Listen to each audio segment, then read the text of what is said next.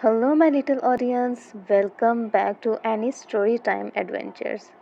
In today's video, we will be making a beautiful origami butterfly using just a simple sheet of paper.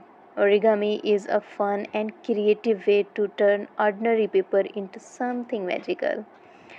So, follow along step by step, and by the end, you will have your very own butterfly to decorate your room, give to friend, or even use as a bookmark. Remember, every fold brings us closer to creativity.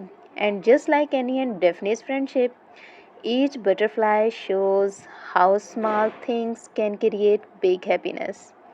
So, grab your paper, sit back, and let's start folding together. Don't forget to like, share, and subscribe for more origami stories and art adventures.